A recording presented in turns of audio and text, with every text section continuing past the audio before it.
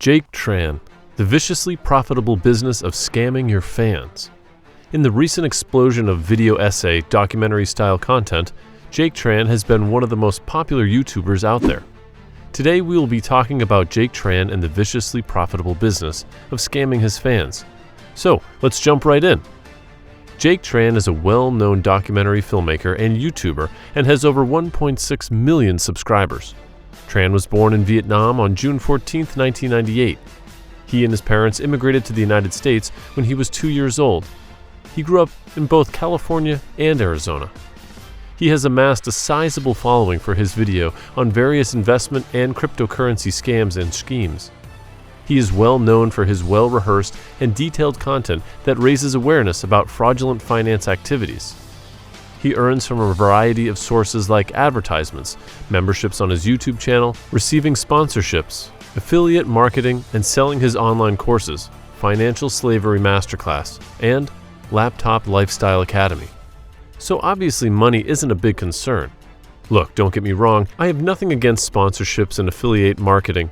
A guy has to make a living after all. What I do have an issue with is exploitation. Hear me out.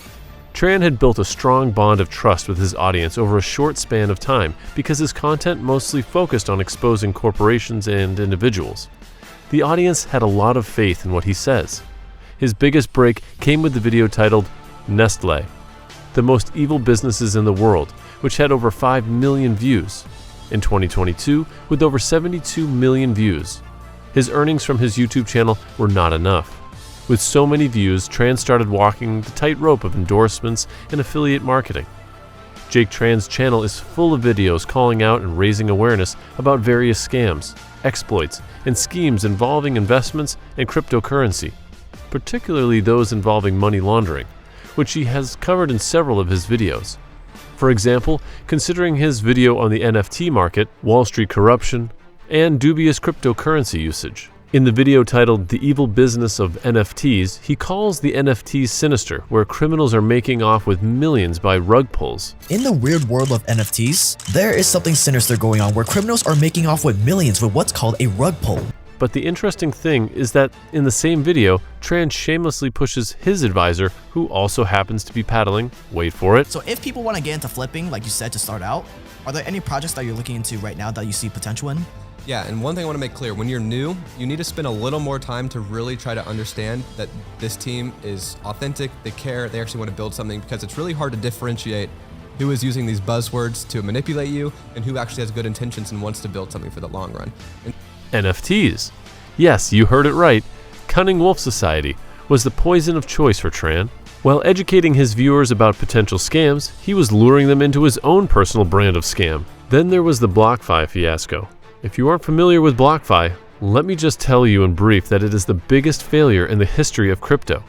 In a video titled How to Make Your Money Printer Go Brr, the company was a digital asset lender that loaned out its money to companies like Alameda Research. Tran helped lure customers by promising high interest returns if they used his affiliated link. In November 2022, Alameda Research filed for bankruptcy, and naturally, so did BlockFi. All the customers who used the Tran's affiliate link and invested in BlockFi cannot get their money back. Seriously, by now it looks like it's a pattern. Tran just seems to throw his viewers under the bus just for a few $1,000s. Tran works in a very unusual manner. He has amassed a large following on YouTube by calling out big companies and shady investment operations, but in reality, Tran is a part of a well-oiled mechanism of exploitation. His method is simple but extremely effective. In another video, Tran talked about several controversial and questionable aspects of lotteries, like the low odds of winning and the potential for addiction. However, in the same video, he also promised a service called Yoda, which incidentally is also a lottery. He pitched it as an alternative, which is advertised as a no-lose lottery. One user wrote, Jake Tran just sees his audience as a cash grab. He'll promote any dubious shit for a little cash. Another user wrote, a lot of the things he says are true, but he's a bit hypocritical when he promotes/sponsors certain stuff. Like for example, one of his videos talked about student debt. I forgot the video's name, but then he goes on to advertise a service that involved interest in the middle of that video. I don't think he fully believes what he preaches. It is evident from the comments that Tran has pushed too far because the comments show that people have caught on. Tran also promotes paid courses for people like Kevin David. In a video, Tran admitted to receiving 40% commission. Not too long ago, I put out a review of a course called Digital Course Secrets. Strange enough, it's a course on how to make a course from Kevin David. Great overall course, great content, so it was something that I was comfortable reviewing and honestly recommending on this channel. And I'm not stupid. I'll be the first to admit that the 40% commission you earn promoting a $2,000 course definitely influenced my decision on making the video. Kevin David was later shut down by FTC and fined $2.6 million. Needless to say that Tran has deleted the promotional video since. Then in another video titled How to Scam Poor People, Tran goes on to say that all crypto trading bots are scams and rob poor people. When in reality, most, and I mean most, crypto trading bots are complete scams. As the video came to the sponsorship segment, the video was hilariously sponsored by a crypto trading bot. And on top of promoting it, he went so far as to claim that he had invested $1,000 and earned 3% in just 11 days. Sadly for him, he invariably exposed his claim himself. It was evident that the trading bot had not made any transactions. He most probably gained the 3% by the rate of the currency changing. The comment section of this video blew up with people catching on to what he was blatantly doing. Captastic wrote, "So he's telling us crypto trading bots are a scam while also being sponsored by a crypto trading bot? Jake is hilarious."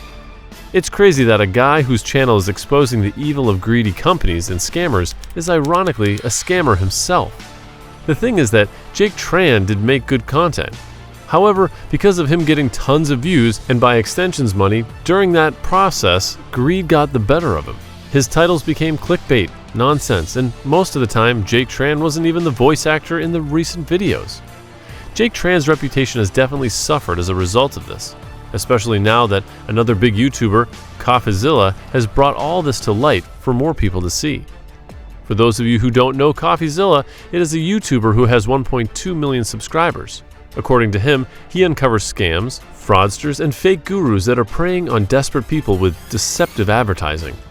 On the 6th of August, he made a video titled The Most Evil Business in the World, which exposed Jake Tran as the scammer and hypocrite that he was. The video had over 800,000 views. Everyone assumed Tran would wait for the storm to blow over, but nope. On the 9th, Tran came out with a statement on a post stating that, "I apologize for nothing." Well, he said a bunch of other stuff, which was equally cold-hearted. One of the most common criticisms leveled at Jake Tran's content is the apparent contradiction between his message and his actions. While Tran's videos frequently condemn corporations and individuals for unethical behavior, he has been accused of similar behavior himself. His promotion of his Financial Slavery Masterclass and Laptop Lifestyle Academy courses, for example, has drawn criticism for being predatory and misleading, with some accusing Tran of preying on vulnerable viewers. While it is not uncommon for influencers to promote products or services in exchange for compensation, however, they must disclose any conflicts of interest and ensure that the products they promote are legitimate and do not harm their audience. Despite calling out scammers and schemes, Tran has been involved in exploiting his viewers by promoting dubious services and products for money.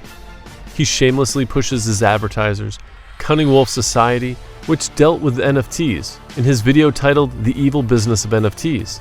In the BlockFi fiasco, Tran promised high interest returns to customers who used his affiliated link, but the company filed for bankruptcy and customers lost their money. Similarly, in his video on lotteries, he promoted a service called Yoda. While calling out the questionable aspects of lotteries, Tran has also promoted paid courses for people like Kevin David, who was shut down by FTC and fined $2.6 million. Although Tran's content was good, greed got the better of him, and he started promoting dubious stuff for money. Influencers must be open and honest about their financial relationships with the brands and companies they promote.